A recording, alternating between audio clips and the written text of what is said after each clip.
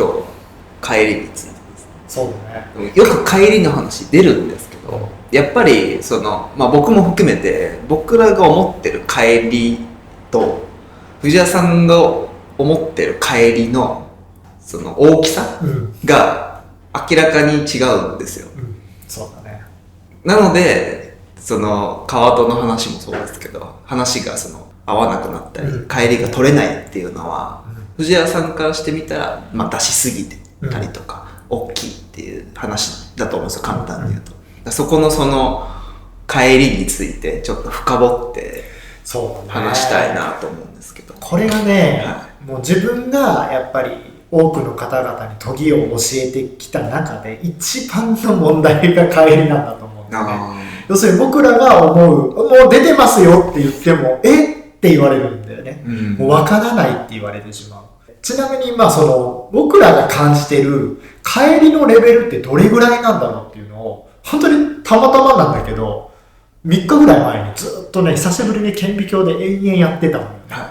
帰りが出たって思った瞬間のやつを顕微鏡で見たんだけど、顕微鏡で映んないんだよね。弟子たち全員呼んでさ、いや、これ絶対出てるよねって、出てますよねって、見ようぜって言って見ても見えないのよ。これは何なんだっつって。これは宇宙人ですね。目で見えないのを感じられるっていうのは。いや、ただ結果的にだよ。写真ってこれ載せれるのかな？それ載せてほしいんだけど、その後やってたら帰りがね、撮れるか撮れないかで出てるやつが写真が偶然撮れたの。それを見たときに、これはやっぱ分かんないよなっていうぐらい炭化物がつながってるぐらいの帰りなんだよね。だから多分 2,3 ミクロンを感じてるんだと思うんだよね。1000分の2ミリを感じてるってことですね。なのかな。もうちょっと大きいかもしれないんだけど、ただやっぱりそれぐらいのものなのかなっていう。それは分からないですね。それは絶対話噛み合わないです。だって目で見えてる帰りって相当でかいし、相当でかい。ザラザラするのって、1ミリはさすがにないと思うんですけど、それでも10分の1とか、それって言っても100倍の大きさなわけじゃないですか。そうだね。ザラッとして感じる。そうだからどれだけその帰りが出てるのか出てないのかはもう置いといて、とりあえずなんだけど、やっぱり一回出ましたって言った時点で歯が薄くなってるのは確定するはずなんだよね。出てますって言った時点で。だからとりあえず薄くなったんだろうっていうことが確定ほぼするわけで、そっから表裏をちょっとずつ繰り返して削っていくっていうのを、帰りが出てようが出てなかろうがやっていくことによって出る鋭利さっていうのは確実にあるんだよね。そうだからその帰りに頼らなくても別に良くないって思う時もある。で最終的に僕ら業務で自分たちでね、越後が作ってる砥石なんだけども、2万番3万番ってあるんだけど、2万3万クラスになってくるとほぼほぼ帰りは分かんなくなってくるから、出てますかって言ったら出てるんだけど、触って感じられたらするんだけど、やっぱりそれを頼りにしてますかっていうと、出ない状態を繰り返すっていう時を逆にしてるんだよね。出たら出しすぎてるのよ。要するに鋭利さを超えてぐにゃって曲がっちゃってる状態だったり折れてる状態だから、それがない状態でずっと表裏をこすっていくっていう状態で仕上げていくから、最終的には出ちゃダメというか出しちゃダメっていうことをやっぱりやっていくのが僕らが最後の仕上げとしてはやるかな。簡単な話、じゃあ初めて研ぎをやりますっていう方に、ゴールはどこですかって言われたら、帰りを出しましょうって言わざるを得ないんだよね。だって出てるか出てないか分かんない帰りをね、キャッチしましょうって言ったって分かんないものは分かんない。そうするとやっぱりどうしても帰り自体は大きく出さないとみんな認識できないから、やっぱりそれは段階でしかないんだとは思うんだよね。ただ最終のゴールというか、僕らがやってる世界観でいうと、帰りを感じないように研ぎ続けましょうっていうのが、僕らがやってるゴールだよっていうのを、ちょっと頭の中に入れていただいて、やっぱりもう感じない、出てないなって思うところをちょっと繰り返しやっていただくっていうような形で、なんか結果を確認する。まあ新聞紙とかなんか紙切ってもいいし、まあできれば食材をも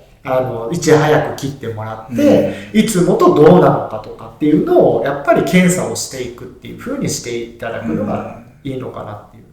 だからまあ極論だけど、帰りって途中経過なんだよね。はい。爪チェックとかでもみんなそうなんだけど、はい、そこがゴールなわけでは本当はなくて、実際食材を切った時の切れるか切れないかが本当に意味のゴールだから、やっぱりね、そこの、まあ、特にね、料理人さんにおいては、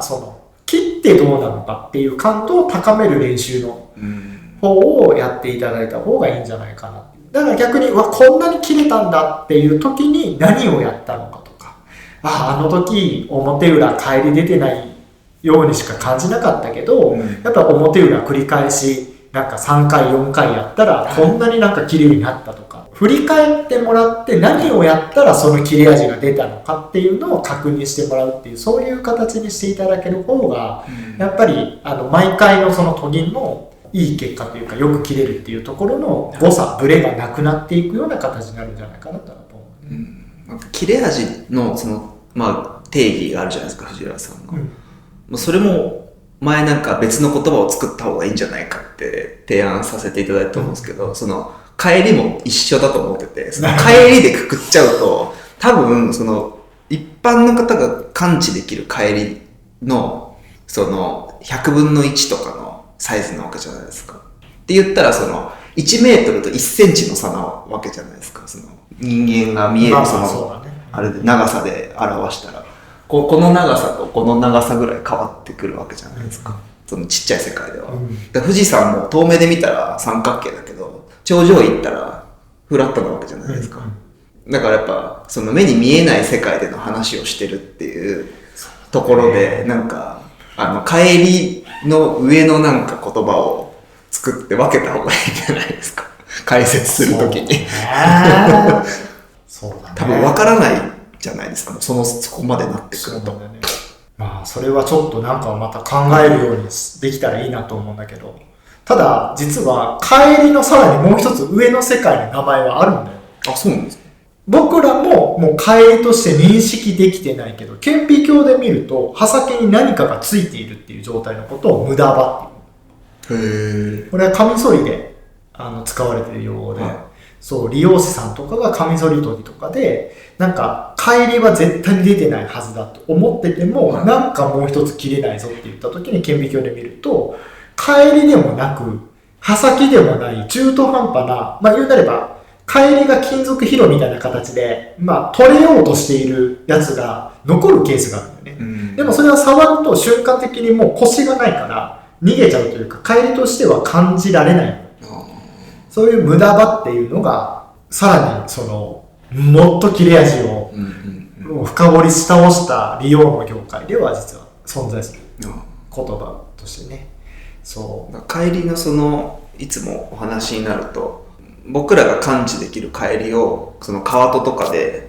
こう無理やりこすって取ってしまうと台形になるっていうお話をされるじゃないですか。そうそうそう。でも台形の意味があんまり多分分かってなくて、要は全部鋭利じゃんって目に見えてる限りは。まあ刃物自体が。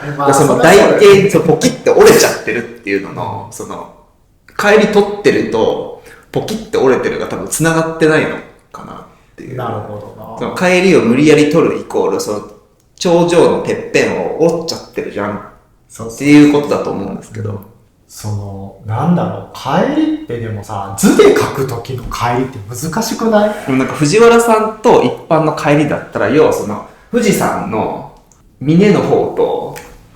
富士山の峰の方と富士山のこのてっぺんぐらいの差あると思います。藤原さんが言ってる台形っていうのは。この富士山のてっぺんをそのままポキッと折っちゃってるっていうようなイメージじゃないですか。まあそうだね。だから富士山を遠目で見たときに、ここのてっぺんの話をしてるのか、ここの話をしてる、ここの話をしてるのか、ぐらいの差があると思うんですよ。世界観で言うと。で、ここがそのままポキッと折れちゃってるっていうようなイメージじゃないですか。藤原さんの帰りを取る。極論ね。ぐらいのその差があると思うんですよ。それはどうしたらいいの？なんかそれを、でもその台形って写真じゃ撮れないんですか？そのパキッと折れちゃったのって、その、こっちの断面図から。取れないことはないと思う。まあ、基本的にその台形になってる、要するに、まあ、ここがこう平らになってるよっていうのは、実際、包丁をこうやって立てて、ここが羽に対して顕微鏡をこう乗せて、無理やりピント合わせて、検査してるんだよね。そう。だから本当にまあ、言うなればなんだろう、本当に尾根みたいに、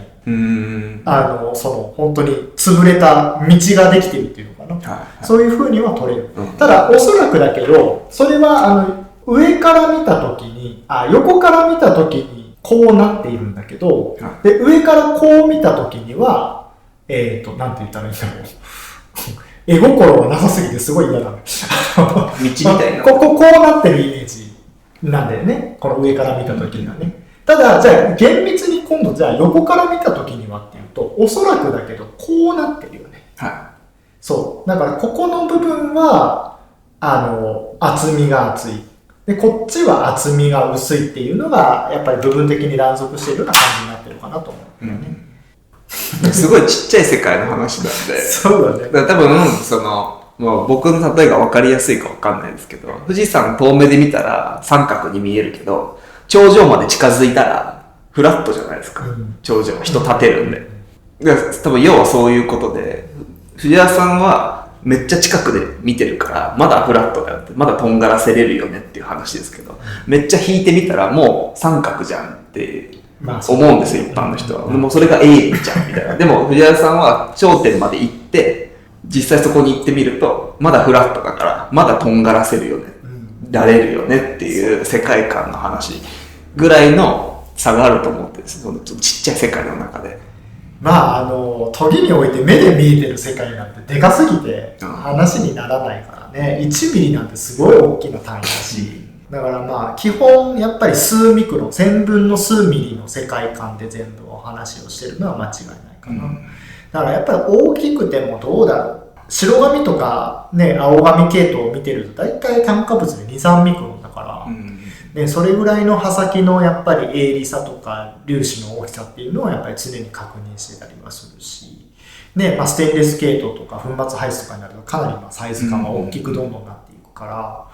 ね、その中でまあその一番頂点のピッチがどうなるのか、まあこうね、台形になるのか、まあね、炭化物っていうその金属の数ミクロンの粒子が一番先端にいるのか、まあそういうところで起きる乖離だから、まあ、出てるものはまあ数ミクロン。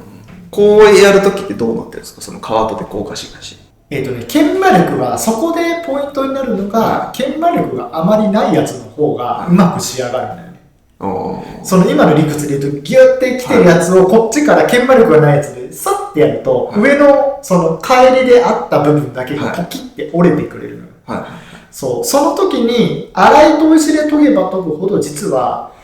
引っ張られてノコギリ状にすごくなるんだよね。だからまあそこら辺でその揃った刃じゃないんだけど、ギッザギザの刃を作れるの。だからそこを否定する必要は全くなくて、帰りの出し方と帰りの取り方で作れる刃先の形状って変わってくるんだよね。で、味の話だけで言えば、ノコギリ状じゃなくて直線的な刃先の方がやっぱり食材を傷めないし、で、雑味とか嫌な匂いっていうのを出しにくいっていうのはやっぱ分かってるから、だから表裏をずっと攻め込んで、横から顕微鏡で見た時にはもうほぼ完璧な直線みたいな感じにした方が、その結果の好意的な風になるんだけども、ただじゃあ、味なんか別にどうでもいいですと。いや別に鮮度もう今日全部食べきっちゃいますから、別に切れないっていうかそのズダボロにしたって全然何の問題もないです。それよりも自分の作業効率が最も大事ですっていう現場も絶対的にあるんだよね。そう、それが悪いのかって言ったら、やっぱり数をやって大量にやっぱり作ってお代金をいただくっていうそういう調理のスタイルがあるのも事実で、みんながそのものすごく鋭利な切れ味、ものすごい雑味とか綺麗な味とかを狙って作ってるわけでは全くないので、そういった場合には実は裏返しでめちゃくちゃ帰り出してわざと裏から取って刃先をノコギリ状にするみたいな、そういう研ぎは実は有効なケースもあるから、その帰りを強く出すこと自体がまず悪なのかっていう議論も出てくるよね。だから意外にその丁寧に研げば研ぐほど、うまく研げば研げるようになればなるほど、実は長切れしないっていう声もあるのも事実だったりするんだよね。それは知らないだけで、知らないうちにまっすぐな直線な刃先に研げてるのか、若干やっぱりノコギリになって研げてるのかっていうのは、帰りの出し方で変わっちゃうってこと。でもその藤原さんの目指すその究極の鋭利さでその直線的な刃にするっていうのは鋭利さがないと成り立たないんですよね、ある意味。もちろんもちろん。その鋭利さで切ってるじゃないですか。そうそう、一番頂点で切ってる頂点で、非常に鋭利だから食い込んで入っていくっていうのを目指すか、そのノコギリみたいにギザギザして引っ掛けて切断するかっていうのの話ですよね。そうですね。ただまあやっぱり一定レベルのきちんとした砥石を買って、どうだろう、3000万以上ぐらいの砥石でちゃんと表裏やってたら、ほとんどそのノコギリができるっていうケースはどんどんなくなっていくかな。で、その刃が台形になるっていうケースも非常に少ない。どちらかっていうと、そんだけ強く帰りが出せる砥石って1000番とかそれ以下の砥石だから、それでガッと出してそこからブチってやった時には台形になるけど、それ以上の鋼板って、まあ、いわゆる仕上げっていう砥石に該当するような砥石では、そこまで強く帰りが出せない時点で、あんまり台形になるっていうことは、まあ少ないかなと思うね。まあ、その帰りを、その藤原さんが、今、感知できる帰りの細かさって、以前はそこまで行ってなかったってことですか、藤原さん自身も。いやー、わかんない。だってさ、いつその感度が上がってるかなんかわかんないよね。最初は全然ね、めっちゃ出してなかったら感じられなかったんだと思うけど、気がついた時にはなってたっていうのが正直なところだよね。そう。でまず、やっぱベースとして、研ぎを始めるんであれば、やっぱりその感知できるまでの帰りは、やっぱ出すっていうのがベースなんですか？いや、まあでも素人さん、本当に最初に研ぎましょうって言った時に、まあ家庭の主婦でありね、一般家庭で初めて今日研ぐんですっていう方々に感じられない帰りを感じましょうっていうのは無理だから、やっぱり感じれるまで出すしかないっていうのはあるよね。そこが成功体験として、帰りを強く出して、それをね、表裏やって、で、切れるようになったっていうのを一つの成功体験として、そこから帰りを今度は小さい状態でできる限り仕上げるようにしましょうねと。一定超えて帰りを出し切っても、まあ無駄に減らしてるだけの可能性もあるからね。そう。だから特殊なね、ノコギリ状を作りたいっていうことでなければ、まああまり強く出す必要性がないから、だからまあ、なんて言ったらいいんだろう。包丁を長い目で見て、消耗させないというか、ね、少ない剣まで最大のパフォーマンスを出そうと思ったら、帰りは小さくすればするほど、やっぱり包丁は減らないっていうのは事実だから、だからまあ分かる範囲でいいから、できる限り、これ帰りかなとかっていうのを、ちょっと確認するっていう癖をつけていただいて、小さく終えておくっていうのを、今度は努力しながら研いでいただくっていうのがすごくいいんじゃないかな。なるべく自分が知覚できる、ザラザラの度合いをどんどんちっちゃくしていっていくっていう努力していくっていうこと、やった方がいいかな。あとはね、この包丁があってさ、例えばこっちガシガシ研いで、こっち側に帰りが出ると、こうやって見た方がいいかな。こう研いだ時にこっちに帰りが出ますっていう時に、ここだけでこうやって触る方いるんだよね。でも、小さくなればなるほど、こんだけしか触ってないから、キャッチできる帰りの量が少ないんだよね。だから個人的には、こう当てた方がたくさん触れるから、あるかないかがチェックすることが目的なわけじゃない。あったらいいんだっていうふうに考えた場合、こんだけ触ってあったって感じられるよりは、こう触ってたくさん触れた方が分かりやすいというか、拾いやすいよね。で、さらにもう一つ自分の、帰りの感じ方でやるのが、必ず親指で触るんだけど、人差し指でこっちも触る。そうするとこっちは帰り出てるはずがないじゃない。そのツルツル感を一回こっちでキャッチしといてからこっちでやると、あった。比較して。比較する。それがね、同じ指でできないから、そこの感度がね、ちょっと違うっていうケースはゼロではないかもしれないんだけど、少なからずやっぱり小さく、で出てるものをキャッチする工夫っていうのはそういう形ではあってもいいかもしれない。比較すれば、なんか親指とこっちで違うなっていうのが。そう。だからね、慣れてるから人差し指で親指でってやるけども、もし分かりにくいなと思ったら、親指でちょっとこっち、同じ指でこうやって触ってもらって、確実に帰り出てるのこっち側だって確定してるんだったら、ない方を確実にこうやって触って、確認してもらった後に触ると、違うかもってなったら、帰りが出てる可能性が高まるわけだよね。そう、それは一つの方法かもしれない。そういう風にしながら、少しずつその感度を磨いていくっていうのが、上達の道です。それしかないよね。そう、だからこれがね、教える方法がない。ただやっぱりできる限り小さくしましょうっていうのがあるからね。ただうまく解けてなかったら紙切れないし滑って、で帰りが残ってたらジャリジャリ言うから、そこら辺もねやっぱり何か、ね、新聞紙であったりとか、栄養の紙でもいいし、野菜でもよかったりはするんだけど、何かしらやっぱり切って確認するっていうのを最終、ゴールにした方が帰りは通過点でしかないからね、そこはやっぱり間違わないようにしてもらえるといいかなと思うんで、じゃあ本日は帰りの見方について教えていただきました皆さんもそのやり方で触ってみてください。手切らないように